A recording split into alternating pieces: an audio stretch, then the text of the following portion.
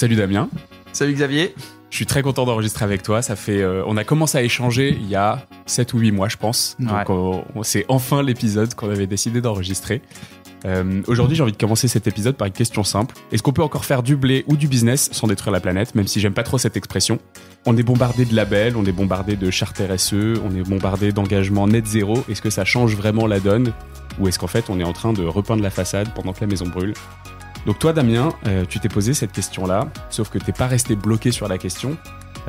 T'es tombé sur un concept qui a tout changé, la théorie du donut, qui a été développée par Kate Raworth, mais on va en parler juste après.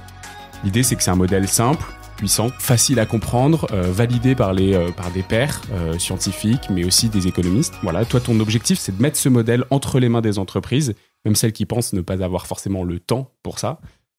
Donc aujourd'hui, on va se poser plusieurs questions. Pourquoi est-ce que juste le terme RSE, ça suffit pas?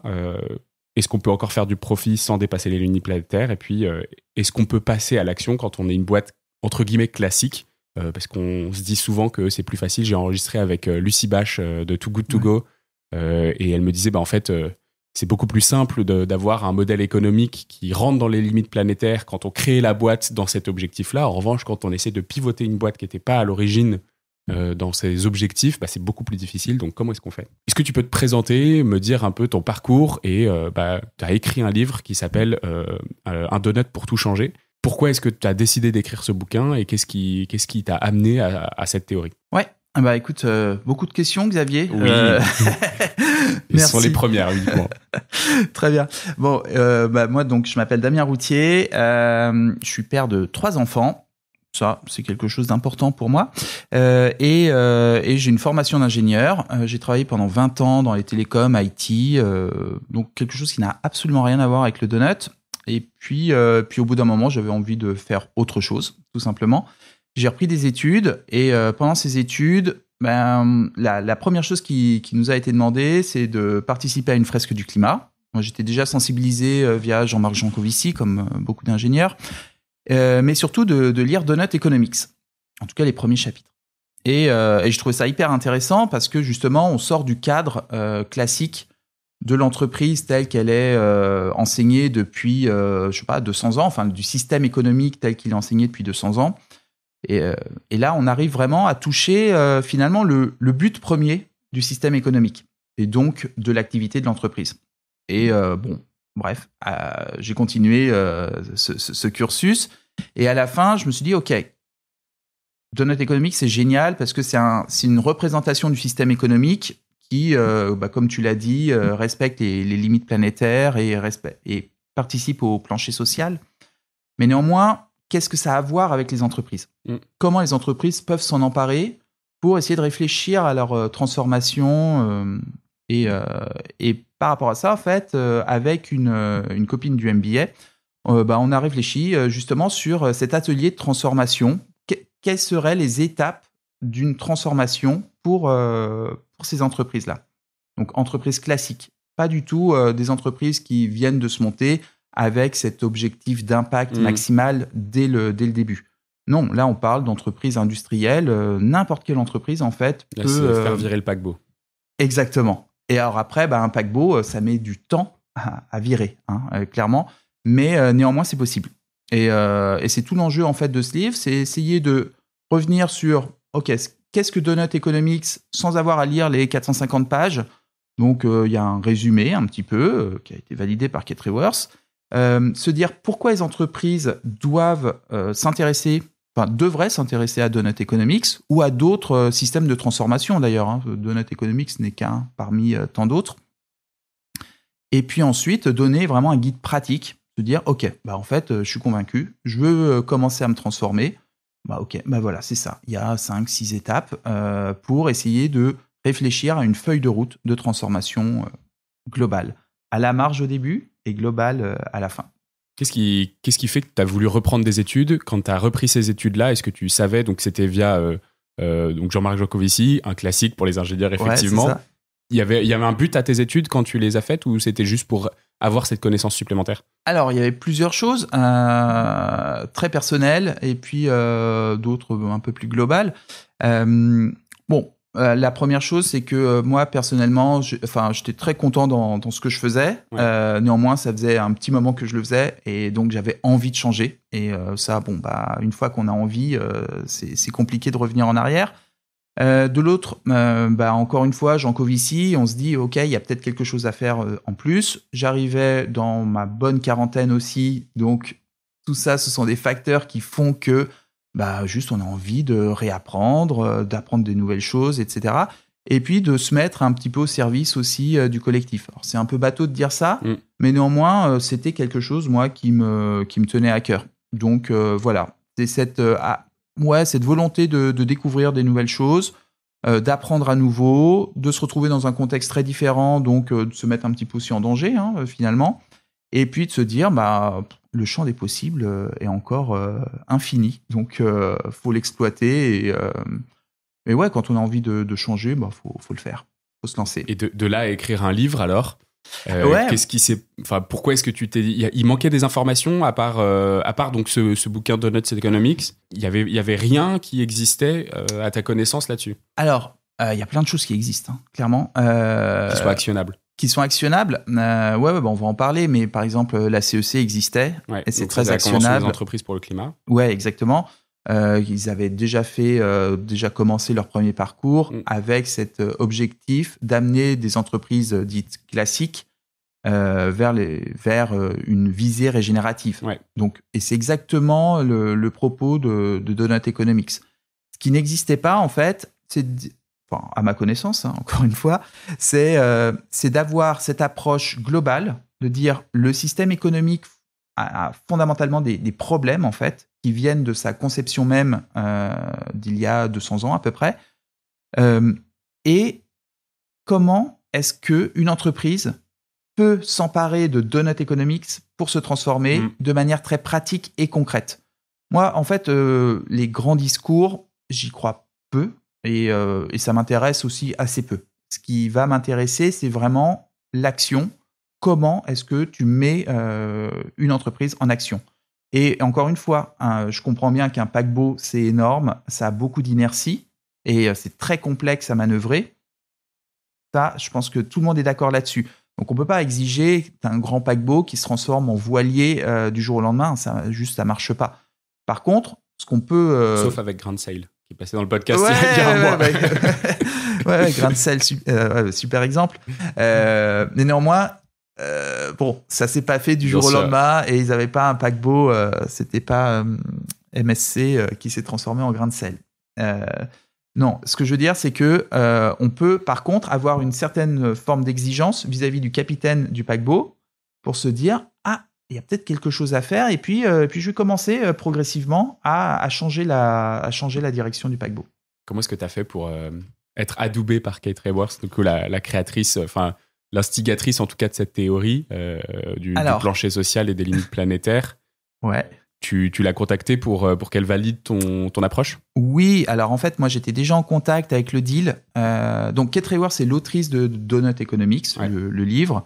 Après, elle a constitué toute une communauté qui s'appelle le Donuts Economics Action Lab pour essayer de fédérer en fait les personnes qui sont sensibles à Donuts Economics et qui produisent des outils autour de Donuts Economics.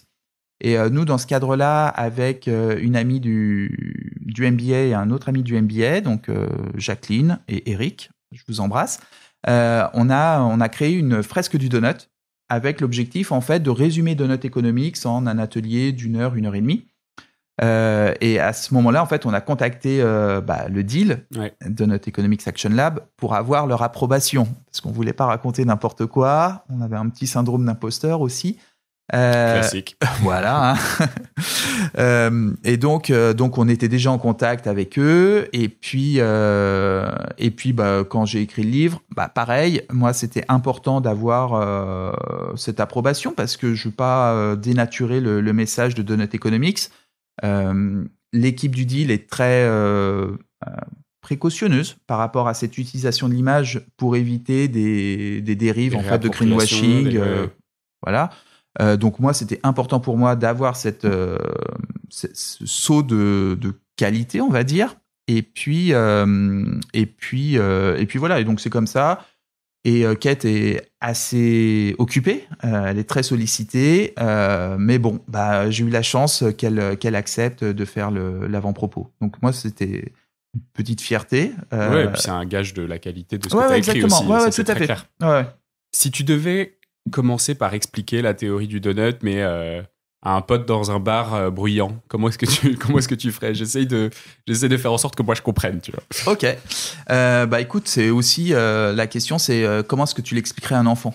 Oui, c'est 5 ans. ça Voilà. aussi. Voilà, ouais, ça marche très bien aussi. Et donc, Donut Economics, grosso modo, c'est nul grosso modo, mais Donut Economics, c'est juste réfléchir à comment fonctionnent les entreprises en respectant la planète et en contribuant à rendre les humains, enfin l'humanité, heureuse, épanouie et instaurer un petit peu plus d'égalité au sein de l'humanité. Voilà, c'est aussi simple que ça. Ne pas détruire la planète et rendre une humanité heureuse. Aujourd'hui, quelle est la part des entreprises qui peuvent se targuer de répondre à ces critères? Tu sais ou pas? Alors, tous les critères, c'est compliqué. Parce que là, quand je parle en fait de justement respecter la planète, on est sur les 9 limites planétaires. Ouais, qu'on a vu avec Audrey Boelly, qui a le podcast Dernière Limite aussi. Oui. Donc n'hésitez pas à aller écouter cet épisode, on le mettra en description. Comme ça, nous, on n'a pas besoin de repasser sur les 9 limites planétaires parce qu'on a d'autres choses à voir aujourd'hui. Ouais, tout à fait. Donc, tu vois bien que ces limites planétaires sont toutes interconnectées entre elles. C'est un système très complexe. Donc déjà, il faut avoir une entreprise qui puisse adresser ces différentes limites planétaires. Et de l'autre côté, en fait, au niveau du plancher social, donc ça, c'est plutôt dérivé en fait des objectifs de développement durable de l'ONU. Ouais. Donc avec des histoires de plus de personnes en situation de malnutrition, accès à l'eau, nourriture, santé, j'en ai quelques-uns là ici, éducation, revenus et travail décent, paix et justice, donc ça veut dire en Europe peut-être qu'on n'aura plus celui-là bientôt. Oui. Représentation politique, donc démocratie, équité sociale, égalité des sexes, logement et réseau. Alors, réseau, je ne sais pas ce que ça veut dire, pour le coup. C'est l'accès au réseau de manière générale, pouvoir s'associer avec des personnes. D'accord, ok. Et puis après, on peut mettre des réseaux un peu plus techniques comme l'accès à Internet, mais ce n'est pas quelque chose qui est très axé sur un réseau en particulier, c'est quelque chose d'assez global. Et donc, en fait, des entreprises qui contribuent à toutes ces dimensions de manière positive, non, moi, j'en connais pas. Et en fait, d'ailleurs, le Donut Economics Action Lab est très clair là-dessus. C'est qu'il n'y a pas de saut Donut Economics compatible. Donc, on n'est pas sur du B Corp ou sur. Non, c'est pas un label du tout. Et clairement, il n'y en aura pas. C'est une boussole. C'est un objectif et c'est quelque chose en fait qui permet de maintenir le niveau d'ambition de la transformation. On n'est pas du tout là pour mettre des labels. Et je dis on, mais en fait, c'est Donut Economics Action Lab ne donne pas de label aux entreprises. C'est juste, ok, c'est une espèce d'étoile polaire qui t'indique le nord et qui te dit, voilà, ça c'est la direction vers laquelle tu dois aller. C'est l'objectif vers lequel tu dois tendre, mais tu ne l'atteindras pas. Est-ce que c'est pas déjà un peu déprimant de se dire ça? Non, pas du tout. Puisque c'est justement c'est le début du chemin. Et donc, en fait, c'est ça l'enthousiasme. Si tu veux, quand tu fais une randonnée, tu penses pas juste à aller du point A au point B. Et tu penses pas juste au point B. Le bonheur, c'est ce chemin qui va te permettre de découvrir des nouvelles choses, de te transformer, de réfléchir. Donc, c'est ça qui est enthousiasmant. Tiens, c'est marrant. On va enregistrer un épisode dans peu de temps sur écologie et philosophie.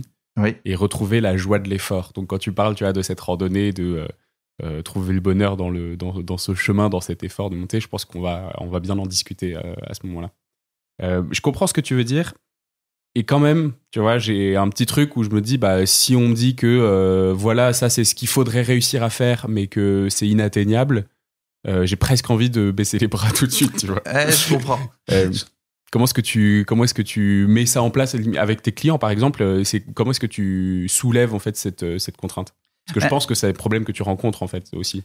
Effectivement, si tu poses un objectif qui est par définition inatteignable dès le départ, c'est sûr que c'est très décourageant. Par contre, si tu crées une trajectoire qui te permet de t'orienter vers cet objectif, là, c'est tout à fait différent. En fait, il y a plusieurs stades d'évolution et de transformation des entreprises qui sont identifiés. Le premier, c'est vraiment la mise en conformité réglementaire. Donc là, on va parler de CSRD, ce qu'il en reste. Ce qu'il en reste. Voilà. OK. Ça, c'est la première étape. C'est déjà une étape. Il faut pouvoir faire l'effort de se mettre en conformité. Très bien. La deuxième étape, ça va être vraiment de se dire, OK, en fait, en faisant cet effort, je vais pouvoir gagner en compétitivité. Et ça, c'est vraiment aussi le langage des entreprises. C'est de se dire, je vais réduire mes émissions de gaz à effet de serre. OK, pourquoi ? Parce que je vais consommer moins d'énergie. Et ça, en fait, ça se retrouve aussi sur les comptes de l'entreprise. C'est autant d'économies qui vont être réalisées. Donc, améliorer la compétitivité de l'entreprise. Il ne faut pas s'arrêter là. Il faut aller ensuite vers des choses un peu se démarquer par rapport à la compétition et d'aller vers des labels, des initiatives des initiatives volontaires, type un label B Corp, une labellisation. Et ça permet aussi de continuer la réflexion. De dire, OK, pour atteindre ce score B Corp, j'étais à 62, je vise mes 85 points. Qu'est-ce que j'ai à faire ? Là, on commence à travailler sur d'autres dimensions que juste la dimension on va réduire notre consommation énergétique, notre consommation d'eau, etc. Je comprends, mais tu les prends encore par le prisme économique, tu vois.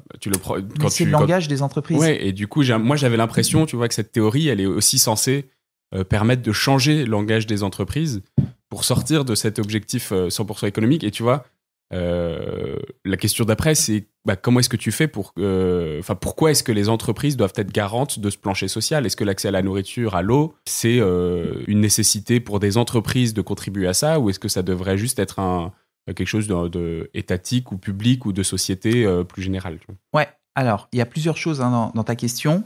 La première, c'est... moi, je suis assez pragmatique. Et si tu veux avoir des résultats, il faut parler le langage de la personne avec qui tu es en interaction. Ouais. Donc, le langage des entreprises, c'est un langage financier. Donc, à un moment, il faut commencer par quelque chose. Et pour commencer, il faut parler chiffres. C'est ça, la réalité. Au moins dans l'approche. Oui, tout à fait. Ouais. Mais si tu veux, tu peux pas planter de graines sur un sol complètement sec et aride. Il va falloir un petit peu le travailler, ce sol. Donc, pas en profondeur dès le départ, en passant enfin bon, bref, tu as compris. Si tu veux, il va falloir un petit peu travailler le sol pour pouvoir planter des graines. Et encore une fois, si on reprend l'image du paquebot ou l'image de la graine, tu vas pas avoir un arbre gigantesque tout de suite. Non, il va falloir travailler là-dessus. Donc, si tu pars pas du matériau de base, à mon avis, en tout cas, tu n'y arriveras pas. Donc, parler le langage de la réglementation, de l'économie, de l'initiative volontaire, et puis progresser. Ensuite, tu as le net zéro, et ensuite, tu as le régénératif. Régénératif, c'est réparer ce qui a été cassé. Okay. Donc, il y avait ça comme question. La seconde question, c'était par rapport un peu au triangle de l'inaction. Se dire, OK, en fait, c'est pas à moi de faire ça, c'est aux politiques de bouger, c'est à ma clientèle de bouger. Et puis tu retrouves exactement le même discours chez les politiques ou chez les citoyennes et les citoyens. En fait, là, pour le coup, ce triangle porte bien son nom, l'inaction totale, donc paupière, en fait, on ne changera rien avec ça. Par contre, les entreprises, elles sont au cœur de quelque chose, elles sont au cœur de beaucoup de choses. Et ça, c'est ce qu'on appelle l'octogone de l'action. En tout cas, moi, j'aime beaucoup ce terme. Ok, je connaissais pas. Écoute, tu peux remercier. Je connais bien le triangle pour le coup, mais du coup, je connais pas l'octogone. Et voilà, pour reprendre cette analogie de figure géométrique et d'action, l'octogone de l'action, c'est de dire les entreprises, elles sont au centre des investisseurs, des actionnaires, en tout cas, elles sont en interaction avec les pouvoirs publics, avec les communautés, les territoires, avec leur clientèle, avec leur chaîne de valeur, leurs fournisseurs, avec les syndicats, avec leur personnel. Et en fait, l'entreprise, elle a énormément de leviers d'action par rapport à ça. Et si on revient sur ta question sur pourquoi les entreprises doivent contribuer au plancher social, en fait, c'est très simple. Parce que l'entreprise, elle dépend de ressources naturelles. Et les ressources naturelles, elles sont aussi nécessaires à une humanité épanouie. Un exemple très simple, une entreprise qui va puiser de l'eau sur un territoire qui est en stress hydrique, c'est autant d'eau qui potentiellement manque pour d'autres services qui sont essentiels. Donc, si tu veux, l'entreprise en elle-même, elle n'a pas vocation à distribuer de l'eau. Par contre, elle a vocation à se dire, OK, mon activité, elle a un impact sur les communautés qui vivent autour de mon activité, qui vont, en fait, in fine, dépendre de mon activité. Donc, tu vois, c'est pas forcément fournir, mais c'est aussi se poser la question, en fait, qu'est-ce que mon activité a comme impact vis-à-vis de la population. Et ça, pour le coup, tu vois, ça paraît beaucoup plus simple, en fait, de réfléchir comme ça. Oui, en fait, une entreprise est intégrée dans une société à ce titre, de la même façon que tous les autres acteurs de cette société, elle se doit de contribuer à l'épanouissement des personnes présentes dans cette société, quoi. Exactement. Et ça, c'est un des principes de Donut Economics. En fait, ce qui explique Kate Raworth, c'est-à-dire qu'on a longtemps considéré l'économie comme des échanges entre des agents économiques. Ouais. Donc les entreprises et puis la force de travail, on va dire, qui joue le rôle aussi de marché, du consommateur, donc qui vont consommer les produits et les services que eux-mêmes ont contribué à façonner via les entreprises. Et puis après, les banques, les États et puis les autres entreprises. Et grosso modo, c'est un système qui tourne complètement en vase clos. Il n'y a aucune entrée, aucune sortie. C'est juste des échanges financiers et de services. En fait, ce que dit Kate Raworth, cette vision-là, elle omet complètement le fait qu'il y a des ressources naturelles. Qui sont des intrants. Qui sont des intrants, exactement. Et puis qu'il y a des déchets qui sont des externalités par rapport à ce système. Donc elle, ce qu'elle dit, et c'est exactement ce que tu dis, c'est que le système économique, il fait partie d'un ensemble plus large qui s'appelle la société. Et cette société, elle est contrainte par un système Terre. Et le système Terre, en fait, il est clos. Le seul truc qui rentre sur Terre, c'est de l'énergie solaire. Et la seule chose qui en sort, c'est de la chaleur. Mais tout ce qu'on va puiser en termes de ressources naturelles sur des stocks finis, ça vient de la Terre et il n'y a rien qui vient de l'espace. Et tout ce qu'on va produire en déchets, pareil, ça reste sur Terre. Ça reste des atomes qui sont là, présents.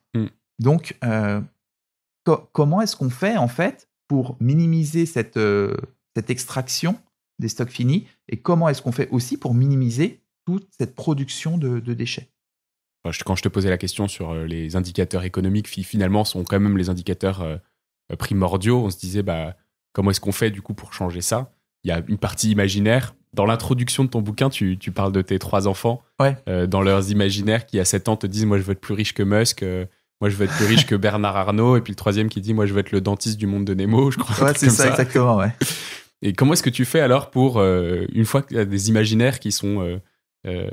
qui connectent très très tôt, parce qu'ils ont une dizaine d'années, tes enfants. Ouais, c'est ça. Ouais. Comment est-ce que tu fais du coup pour les réenclencher dans des entreprises qui, pour le coup, elles ont 30 ans d'imaginaire qui sont intégrés à la fois dans les personnes physiques qui travaillent dans ces entreprises, à la fois dans les personnes morales qui ont ces objectifs dans leurs objets sociaux la plupart du temps, quoi. Alors, objets sociaux, bien sûr. Ouais, super question. En fait, faut parler au cœur. À un moment, t'as beau avoir des personnes qui sont intégrées dans des entreprises qui ont des business models qui tournent depuis 30 ans, voire même beaucoup plus, et qui ont des recettes toutes prêtes. Donc, en fait, qui appliquent ces recettes. Néanmoins, ça reste des personnes qui ont un cœur. Et donc, il y a plein de programmes par rapport à ça. Moi, je pense à The Week, par exemple, où... Je connais pas. Alors, écoute, je crois que Frédéric Laloux est ici à Paris en ce moment. Ça serait un super invité pour toi. Vas-y, je note. Donc Frédéric Laloux qui a écrit Reinventing Organization, l'entreprise Opal. Je sais pas si ça te... Ouais, Opal, ouais. Ouais. Et ben il a fait aussi un autre programme qui s'appelle The Week. Et donc c'est 3 sessions de 2 heures avec 3 films d'1 heure qui reprennent la théorie U. Pour justement pour secouer les gens et dire mais ce système économique va vraiment nous mener à notre propre perte. Quels sont les constats et puis comment est-ce que tu remontes en fait par rapport à ça, par rapport aux solutions quoi. Quelles sont les solutions qui existent et redonner un petit peu d'espoir. Et ça pour le coup c'est hyper puissant parce que on se rend compte via le témoignage de personnes qui sont directement impliquées et ce sont des personnes de tous les jours, un camionneur, une mère de famille, etc. et qui te racontent leur ressenti par rapport à des événements qu'ils ont vécus. Donc on n'est pas sur des tableaux, des chiffres, tu vois un exposé très finalement un petit peu théorique. Non, on parle vraiment au cœur de ces personnes et qui leur fait et les faire réfléchir en fait sur comment est-ce qu'ils expliqueraient cette situation, la situation qu'on vit actuellement à leurs enfants. Et ça, je pense que c'est vraiment quelque chose sur lequel on peut s'appuyer. C'est pas pour être larmoyant, mais en tout cas de se dire, ok, à mes enfants, il faut que j'explique ce qui s'est passé maintenant, enfin ce qui se passe maintenant, et ce que j'ai fait pour éviter les catastrophes qui sont annoncées, documentées. Comment tu leur expliques à tes enfants ? On a enregistré un épisode avec Anne Toumieux il y a bien 2 ans, je pense, sur comment est-ce qu'on fait pour parler d'écologie à ses enfants. Et elle me disait, le truc le plus simple, c'est de dire prendre soin. Et en fait, c'est prendre soin de notre société, prendre soin de l'environnement, prendre soin de ce qui nous entoure, prendre soin des plus faibles que soi, et qu'en fait, tout rentre là-dedans. Ouais. Mais du coup, quand tu parles modèle économique, comment est-ce que tu fais, tu vois ? Ouais, alors, je suis d'accord. Je pense que c'est pas facile comme question. Enfin, moi, je peux te donner ce que nous, on fait à la maison. C'est vraiment, déjà, laisser les sentiments s'exprimer. Moi, j'ai 3 garçons et culturellement, malheureusement, les sentiments sont quand même plus considérés comme l'apanage en fait des filles. Et c'est malheureux, mais bon, c'est comme ça. Et juste leur dire, juste leur laisser l'espace d'exprimer des sentiments, je pense que c'est hyper important. Et à partir de là, effectivement, tu développes aussi l'empathie. Donc là, tu vas commencer à réfléchir sur ce plancher social. Pas occulter qu'il y a des gros problèmes, en fait, même en France. Souvent, quand on parle de plancher social, on va avoir cette image, en tout cas, moi, j'ai ce biais de penser à des pays très lointains. Ouais. Mais en France, moi, c'est ce que j'essaie de montrer dans le livre aussi, c'est qu'on a une série d'indicateurs qui sont assez affolants en termes de pauvreté généralisée. On a plus de 9 millions de personnes qui vivent sous le seuil de pauvreté en France actuellement. On a des statistiques sur une personne sur 6 qui ne mange pas systématiquement à sa faim en France. On a des enfants qui dorment dans la rue, etc. Et pourtant, on est un pays dit riche. Donc, tu vois, il y a ça. Et je pense que ça, c'est important d'en parler aux enfants, pas les faire culpabiliser, parce que c'est pas ça du tout, mais c'est de leur faire prendre aussi conscience que il existe des problèmes et qu'ils sont capables, en fait, aussi grâce aux sentiments, de pouvoir exprimer ce qu'ils ressentent par rapport à ça. Et à partir du moment où tu développes de l'empathie pour tes semblables, aussi tu te rends compte que tu fais partie d'un tout global.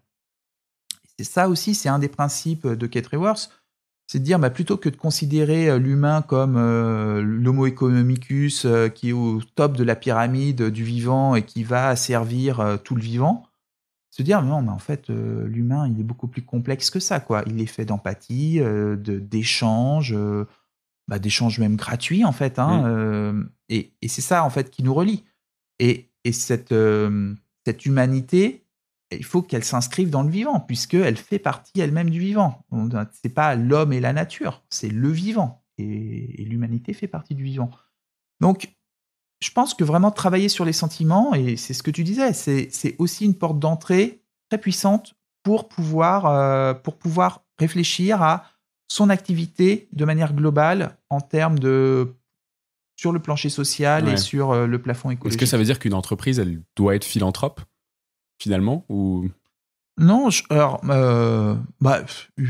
après ça, c'est une question personnelle. Ça serait génial, mais on n'est pas dans ce monde-là. Et moi, ce que j'essaie de montrer aussi à travers ce livre, c'est qu'on n'est pas obligé de viser une entreprise philanthrope. Et d'ailleurs, les entreprises philanthropes, moi j'ai un petit souci même philosophique avec ça.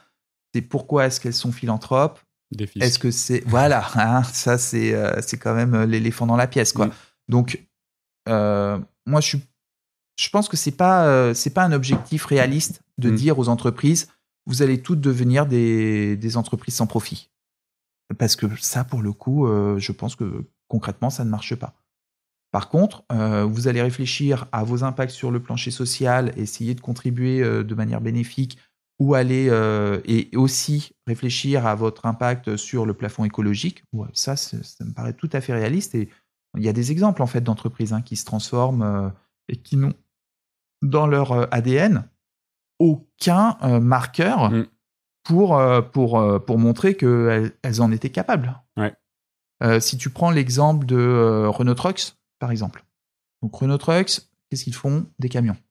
C'est un groupe mondial qui s'appelle le groupe Volvo, qui fait 100 000 employés, 60 milliards de chiffre d'affaires annuel. Bon. Si tu veux, à la base, ça ne paraît pas évident qu'une entreprise comme Renault Trucks se dise « Ah bah nous, on va se mettre sur le chemin de l'économie régénérative ». Enfin, en tout cas, moi, personnellement, Donc, ce qu'ils disent, c'est que, ok, on a des premières étapes à faire qui vont être de réduire l'offre de camions diesel, puisque c'est ça la réalité. On commençait à discuter, donc là, il y a un impact déjà évident, c'est de se dire, on a des camions diesel, est-ce qu'ils peuvent consommer moins ? Est-ce qu'on peut les faire durer plus longtemps ? Et est-ce qu'on va pouvoir accompagner nos clients vers des camions électriques ? Ok.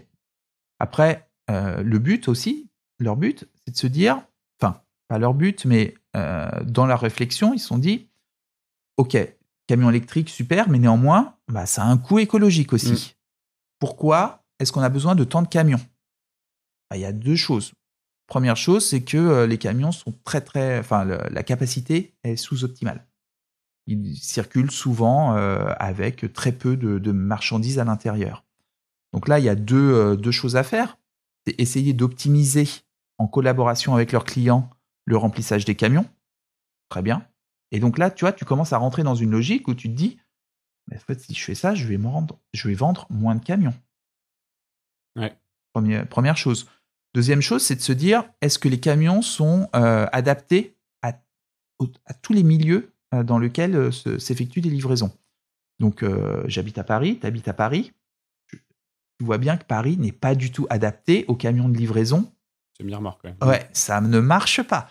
Et même des camions plus petits, ça bloque les rues, ça crée de la tension, ça crée de la pollution sonore. Enfin, au niveau de la qualité de vie, en fait, c'est pas tenable. Donc ils se disent, ok, mais en fait, en vrai, on n'a pas besoin de ces camions-là pour faire toutes les livraisons. Nous, on peut tout à fait aller jusqu'à proposer du triporteur. Okay. Commençons à discuter avec des gens qui savent faire du triporteur, parce que nous, on sait faire des camions. Et tu vois, et proposer aussi une gamme qui aille du 44 tonnes au triporteur électrique. Et à partir de là, tu commences en fait à amorcer en fait cette pompe de réflexion. Et si tu reviens sur le plancher social, Renault Trucks, leurs clients ont un gros problème, c'est qu'il n'y a plus de conductrices, de conducteurs, enfin en tout cas beaucoup moins. C'est un gros problème sur la logistique. La logistique camion qui représente 89% de la logistique en France. Ok, en fait, ce dont ils se rendent compte, c'est qu'en proposant des camions qui sont électriques, il y a un sentiment de fierté qui revient au niveau des personnes qui les conduisent. Tu vois ? Et pour ça, moi, pour le coup, ça m'a vraiment étonné. Mais néanmoins, c'est quelque chose qui existe. Et ça veut dire aussi que tu rends un métier qui est déconsidéré comme plus attractif, qui est source de fierté pour les personnes qui l'exercent. C'est hyper important. Donc, tu vois, tu commences par une petite chose, et puis progressivement, tu vas vers des transformations d'ordre social et environnemental. Ouais. J'ai un frère qui travaille dans le conseil en mobilité. Et donc, il travaillait notamment sur la réduction du bilan carbone d'un loueur de voitures. Oui. Très gros loueur de voitures. Je me souviens plus si c'est Europcar Sixt ou l'un de ceux-là. Et en fait, eux, ils disaient, mais nous, on est obligés d'avoir toutes ces voitures. Et en plus, eux, ils ont le truc d'où ils ont essentiellement des agences dans les aéroports. Et donc, en fait, c'est tout un système où dans leur impact carbone, il y a le coût carbone du passager de l'avion, etc., quoi. Eux, toute leur démarche, c'était de se dire comment est-ce qu'on fait pour se transformer et devenir un vrai acteur de transition. On se rend compte que les loueurs de voitures, ils ont un enjeu énorme qui est que on va avoir de plus en plus de flottes de voitures partagées et eux, ils ont ces voitures-là qui sont la plupart du temps à l'arrêt. Ouais. Donc, ils peuvent devenir un acteur central de la mobilité partagée. Au lieu d'avoir des énormes voitures dans des aéroports, ils pourraient très bien aussi, ils ont le réseau pour développer, par exemple, des triporteurs de nos agences en ville plutôt que des voitures. On se rend compte qu'ils ont tout le maillage, qu'ils s'en rendaient pas compte eux-mêmes, mais qu'ils ont tout le maillage pour devenir un acteur principal de la transition de la mobilité. Je trouve qu'il y a effectivement toute cette façon de fonctionner, cette façon de réfléchir qui peut changer énormément de choses, alors qu'on a des énormes acteurs qui se rendent même pas compte de l'impact qu'ils pourraient avoir. Ouais, c'est une super remarque, un super exemple. Et en fait, c'est là aussi où on revient un petit peu, tu vois, sur des entreprises qui exercent la même activité depuis 30, 40, 50 ans avec le même business model. En fait, toute la créativité, toute l'excitation, elle est là, en fait. Elle est sur comment est-ce que je transforme ce business model plutôt que d'appliquer des vieilles recettes. Toute la créativité, elle est vraiment sur OK, je réfléchis à comment je vais faire les choses différemment. C'est hyper excitant. Je pense que c'est assez clair là dans ce qu'on a dit que il y a les indicateurs économiques qui sont importants, mais comment est-ce qu'on fait pour ne pas mettre que ces indicateurs économiques dans la balance ? Il y a tout un chapitre de ton bouquin qui s'appelle devenir agnostique à la croissance. J'aimais bien ce terme-là parce que à titre personnel, j'ai quand même des discussions assez fréquentes sur le fait que moi je suis plutôt partisan d'une post-croissance ou voire pour certains secteurs d'une décroissance et dans mes proches, et je ne citerai pas mon papa, on est plutôt sur des indicateurs économiques importants qui vont driver à côté, derrière, des égalités sociales parce que en fait, cette croissance permet de travailler après le plancher social. Et on a du mal à s'entendre sur un truc un peu au milieu. Et la plupart du temps, en fait, il a l'impression que je suis un peu idéologiste d'un côté et moi, parfois, lui de l'autre. Et du coup, j'ai l'impression que c'est un peu une troisième voie qui peut être intéressante comme un sujet d'accord commun presque, et je voudrais savoir ce que tu en penses là-dessus. Ouais, alors, super question aussi, très complète. En fait, déjà, il faut s'entendre sur ce qu'est la croissance. Et souvent, on a la croissance, donc pour la croissance économique, pour cet indicateur unique qui est le PIB. Et cet indicateur, donc en fait, c'est un parmi d'autres. Mais néanmoins, c'est celui qui est le plus simple pour la compréhension. Et puis, c'est aussi le plus simple à suivre. Donc forcément, il coche beaucoup de choses sur la partie facilité.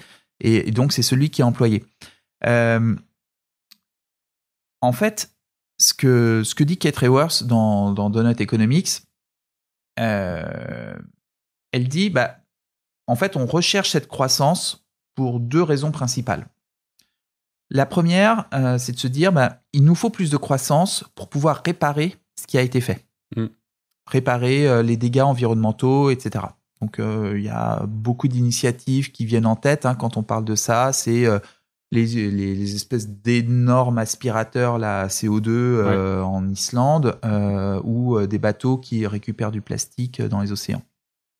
Bon, ça, jusqu'à preuve du contraire, ça passe pas à l'échelle. C'est une illusion, quoi. Et tu regardes les chiffres en fait qui sont donnés, tu te rends bien compte que ça ne marche pas. En tout cas, à moins de multiplier par, je sais pas, 1000, 10 000, 100 000, 1 million leur capacité de traitement, on n'arrivera pas au bout du problème avec ça. Donc ça, c'est le premier truc, c'est de dire, il nous faut de la croissance pour financer ce genre d'initiative. Second postulat, c'est de dire, pareil, il nous faut augmenter la croissance pour réduire les inégalités. Donc là, on va parler de ruissellement. Et puis, si on crée de la richesse, elle va se répandre naturellement un petit peu partout et tout ça. Ouais, ça, c'est pareil. Il n'y a aucune preuve, en fait, du fait que ça marche.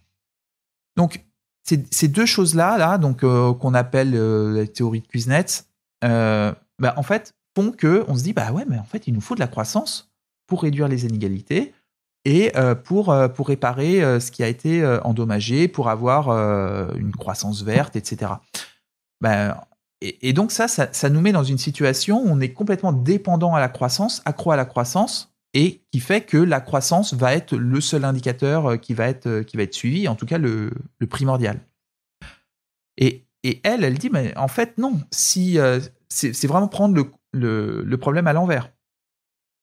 C'est plutôt que de se dire, il nous faut de la croissance pour réparer le vivant, réfléchissons à avoir une activité qui ne dégrade pas le vivant. Et de la même manière, plutôt que d'essayer d'avoir de la croissance pour résoudre les problèmes d'inégalité, non, réfléchissons à avoir un système qui répartisse la richesse de manière naturelle. Et dès le départ, en fait, dès sa conception. Et à partir de là, tu te dis, en fait, la croissance économique telle que définie par le PIB, on fiche. Qu'elle soit en croissance ou en décroissance, c'est pas ça qui est important, puisque de toute manière, le système économique tel qu'il est construit va prendre en compte toutes les limites planétaires et va répartir de la richesse naturellement. Donc, je suis d'accord, c'est très théorique. C'est très théorique, mais néanmoins, ça pose en fait la base de la réflexion sur quel est mon modèle économique. Et par contre, si tu restes sur un modèle économique qui recherche de la croissance à tout prix, effectivement, le système, ça, il sait très bien faire, et on voit que ça nous mène dans le mur. Enfin, si tu veux, il n'y a aucun signe qui montre que les choses s'arrangent. Aucun.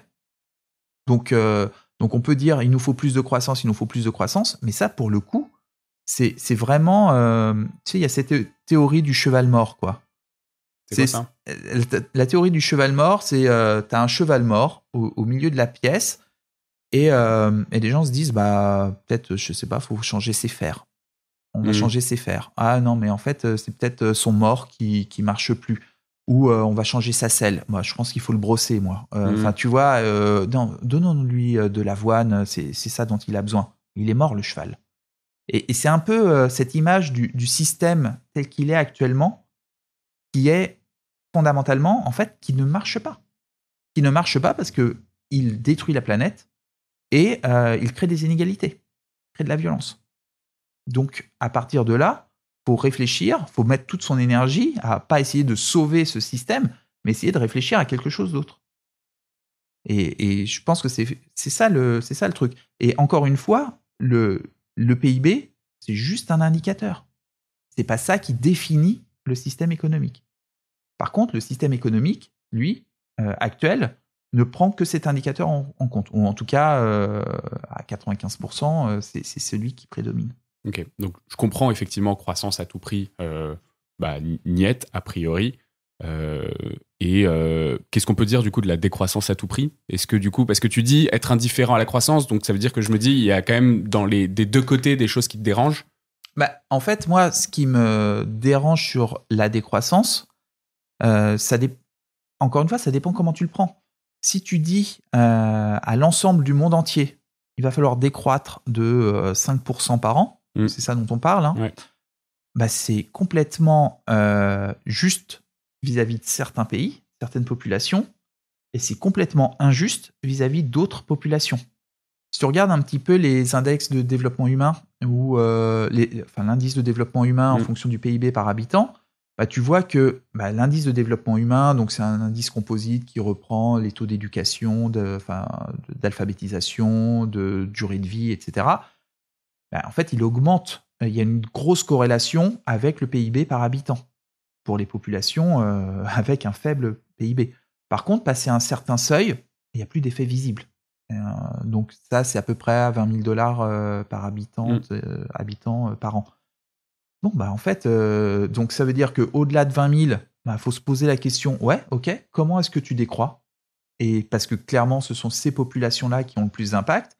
Et puis pour d'autres, non, faut les laisser se développer. Parce que c'est aussi ça, contribuer au plancher social. Et tu vois, c'est pareil, on a toujours un biais, enfin moi en tout cas je l'ai, je l'ai eu pendant longtemps, c'est de dire, ah oui, on a un problème démographique et faut limiter la démographie. Bon, ouais, mais quand tu regardes les chiffres, le problème, il est pas en Afrique, hein. Il est ici. Il est ici parce qu'on a une empreinte qui est infiniment, enfin pas infiniment, mais en tout cas largement supérieure à toutes ces populations qui ont besoin de croissance pour améliorer leur qualité de vie. Donc, décroissance de manière uniforme et égale sur toutes les populations, là, clairement, c'est un gros non.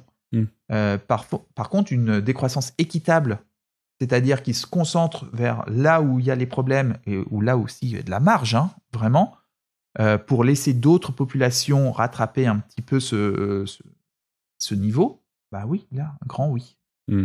Moi, j'ai prévu de faire croître The Big Shift à l'infini de toute façon.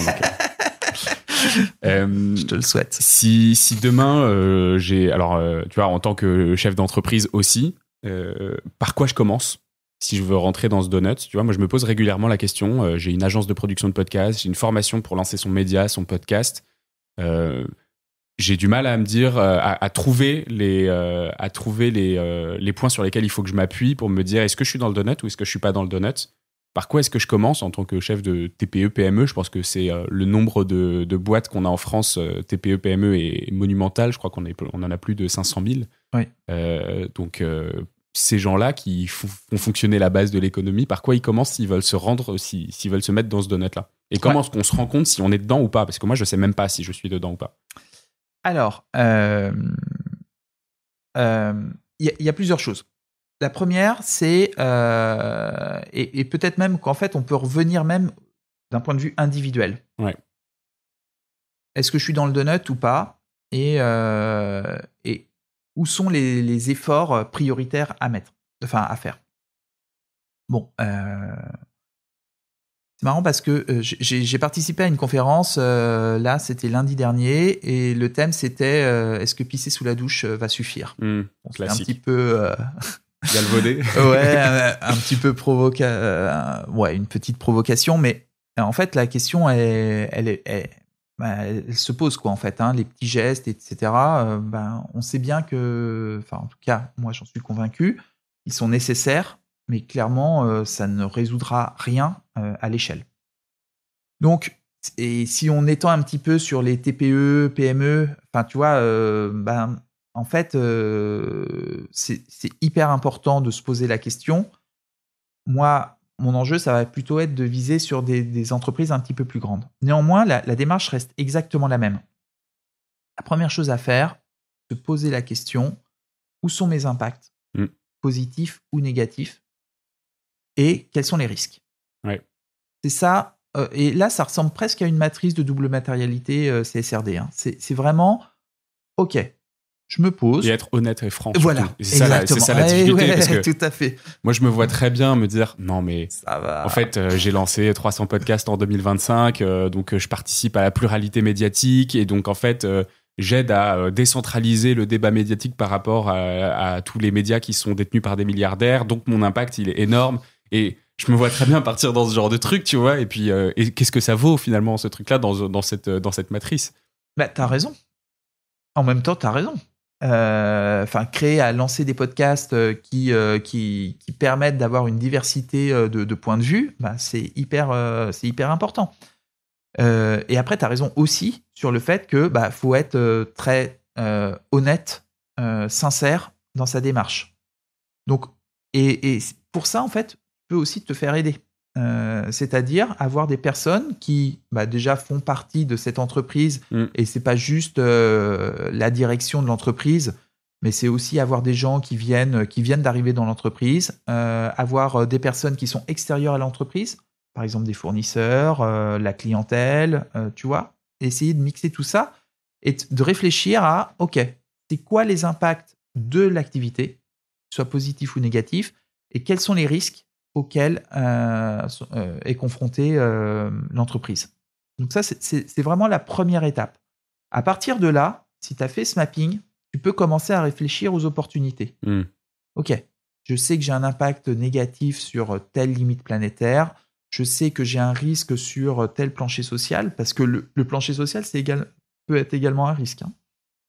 Là, à ce moment-là, tu peux te dire, ok, qu'est-ce que je fais pour atténuer ces risques, pour atténuer ces impacts négatifs. Ce sont des pistes de transformation.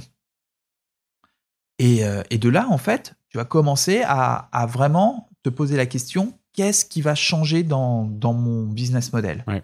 Là, tu prends tes 5 axes, donc la mission de l'entreprise, c'est-à-dire quels sont les produits qu'elle développe et comment est-ce que tu vas transformer ces produits-là. Au niveau des réseaux, avec quel fournisseur tu veux travailler, avec quel concurrent tu peux également collaborer pour faire advenir des solutions qui ne seraient pas possibles tout seul. Ouais, ça c'est un sujet qu'on avait évoqué avec Sophie Robert-Velu, qui fait partie de la Convention des entreprises pour le climat aussi, qui est la directrice des laboratoires Expanscience et de la marque Moustela. Et effectivement, elle a créé donc une sorte de consortium des acteurs de la cosmétique pour faire du lobbying à l'envers, c'est-à-dire lutter pour enlever des éléments qui sont dans les formules, etc. C'est assez cool. Ouais. Ce qu'ils ont fait aussi, c'est le vrac. En fait, ce dont ils se sont rendus compte, c'est qu'en lançant une initiative pour le vrac toute seule, bon, je sais pas, bref, en fait, ça marche pas. Parce que au niveau des pharmacies, l'espace est compté, il n'y a pas assez de références en vrac, et qu'en fait, cette espèce de masse critique n'existe pas. Par contre, en s'alliant avec d'autres sociétés qui font exactement les mêmes types de produits, et en leur disant, voilà, nous, on sait faire du vrac. On sait faire la logistique pour le vrac. Et en fait, ça rend le vrac possible et crédible aux yeux non seulement des pharmaciens, mais également de leur clientèle. Parce que tu t'amènes pas juste ta bouteille pour Expanscience, mais t'amènes pour d'autres sociétés. Donc ouais, ça c'est hyper important.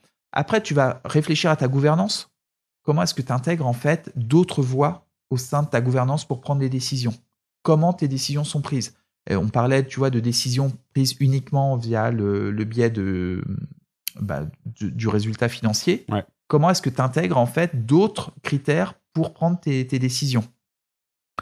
Sur Expanscience, par exemple, ce qu'ils ont fait, c'est qu'ils ont aussi transformé le métier d'acheteur, qui n'est plus un métier juste de négociation sur le prix comme unique indicateur, mais aussi demander la traçabilité des produits, d'où est-ce qu'ils viennent, et aussi de comprendre en fait quels sont les enjeux sociaux et environnementaux liés à l'acquisition de ces produits. Hyper important. Donc là, tu vois, tu as ta mission, donc tes produits, tes réseaux, ta gouvernance. Ensuite, tu travailles sur qui détient le capital, qui prend les décisions, qui investit dans ton entreprise et comment est-ce que tu fais évoluer cette relation-là. Ça, c'est hyper important. Et en plus, tu remontes vers un peu la source qui va ensuite se répercuter sur d'autres sociétés. C'est probablement là qu'il y a le meilleur ruissellement d'ailleurs. Ouais, probablement. Ouais. Si le ruissellement existe, je pense qu'il est clairement là. Et puis après, sur tes finances. Comment est-ce que tu gères tes finances ? Comment est-ce que tu as des taux de marge différenciés en fonction des produits que tu veux pousser, d'autres que tu veux, dont tu veux réduire l'impact ? Et comment est-ce que tu finances aussi des initiatives par rapport à, je sais pas moi, à ton impact environnemental ? Ouais. Bon, ça, c'est typiquement c'est l'utilisation de tes finances. Donc, c'est vraiment ces 5 axes-là qui vont te permettre ensuite d'identifier quels sont mes freins et quels sont les leviers. Sur quoi je peux m'appuyer justement pour mettre en place ces idées-là. Et là, à partir de là, tu crées ta feuille de route. Comment est-ce que ça t'a changé ta façon de travailler, ça donc tu disais, toi, t'as ton cabinet de conseil dans lequel tu travailles en solo. Est-ce que tu t'es mis ces différents critères dans ta propre entreprise ? Comment est-ce que tu les as gérés ? Alors, non, mais toi, tes impacts sont ceux de tes clients finalement quand tu es un cabinet de conseil ? Oui. Après, moi, je suis vraiment sur la transformation. Donc, si tu veux, à partir du moment où une entreprise est sincère dans sa volonté de transformation et est honnête avec elle-même et avec ses clients, bah déjà, en fait, tu sais que tu commences le chemin. Donc, encore une fois, il y a une vraie question d'authenticité, de sincérité, et puis de preuve aussi qu'il y a du progrès. Ça, c'est hyper important. Après, ensuite, comme tu dis, moi, je suis tout seul. Hein, donc, si tu veux, mon impact, c'est l'impact des clients, clairement. Et puis après, d'un point de vue très individuel, il y a beaucoup de choses qui ont changé dans ma vie depuis ça. Je sais pas, tu vois, moi j'étais un gros collectionneur de baskets. Ok. Voilà. Et j'ai une collection gigantesque. Enfin, gigantesque. Entendons-nous bien, mais enfin. Combien Ouais, je sais pas. Je pense que j'ai dû monter jusqu'à 30 paires en parallèle. Okay. Tu vois, ça reste, on va dire, acceptable, en tout cas pour moi.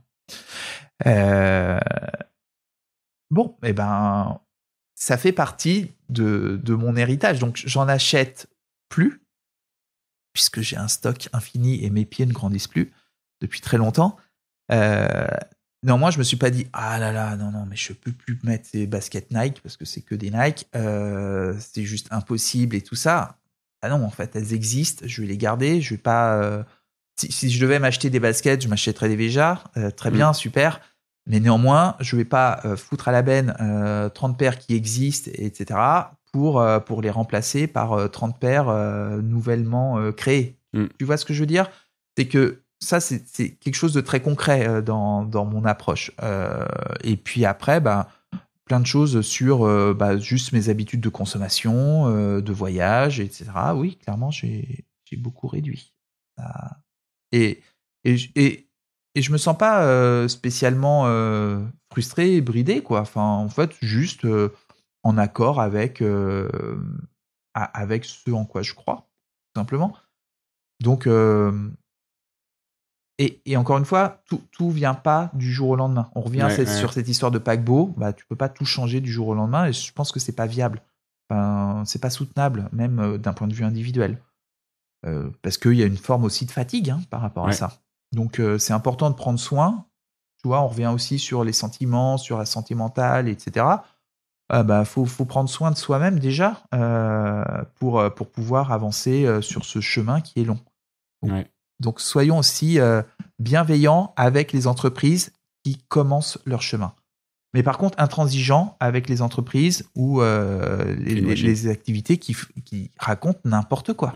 Ouais, merci pour ces beaux mots de conclusion. J'ai l'impression d'avoir énormément appris sur ce fameux Donuts Economics, mais aussi sur les différentes étapes à mettre en place en fait dans une entreprise dès le début. Je trouve que c'est très actionnable. Donc, très content de cet épisode. Si vous êtes encore là, les auditeurs, j'espère que vous avez vraiment kiffé. Et j'imagine que c'est le cas si vous êtes encore là. Vous faites partie de nos auditeurs préférés, en tout cas, ça c'est sûr. Profitez-en du coup pour aller mettre un commentaire sur Apple Podcast, Spotify, pour nous laisser des étoiles, nous dire sur LinkedIn, sur Instagram à quel point vous avez kiffé cet épisode et puis même nous recommander d'autres épisodes à enregistrer si ça vous a fait penser à quelque chose. Vous pouvez aussi contacter Damien Routier sur LinkedIn. Damien a écrit un super livre qu'on va mettre dans la description aussi de l'épisode, et puis vous pouvez, si vous avez travaillé dans une entreprise qui est en train de se poser ces questions, le contacter pour travailler avec lui. Vous aurez déjà des bonnes infos dans son bouquin. Voilà, c'est tout pour moi. Je vous laisse maintenant et puis je vous dis à très bientôt pour un nouvel épisode. Salut Damien. Salut Xavier et merci encore. À plus. Salut. C'est la fin de cet épisode de The Big Shift. J'espère qu'il vous a plu et que vous en avez retiré quelque chose pour votre vie quotidienne. C'est ça le plus important. C'est beaucoup plus simple de parler du sujet sensible de l'environnement quand ses amis ou sa famille sont vraiment informés. Alors partagez le plus possible The Big Shift, ça aidera tout le monde. Et si vous avez des questions, des sujets que vous souhaitez qu'on aborde, des invités que vous voulez entendre, ou tout simplement que vous voulez qu'on discute de cet épisode, envoyez-moi un message sur LinkedIn. The Big Shift est produit par Echoes Studio. Si vous avez un projet audio, contactez-nous sur www.echoes.studio. Merci d'avoir écouté jusqu'au bout. Je vous retrouve très bientôt pour un nouvel épisode.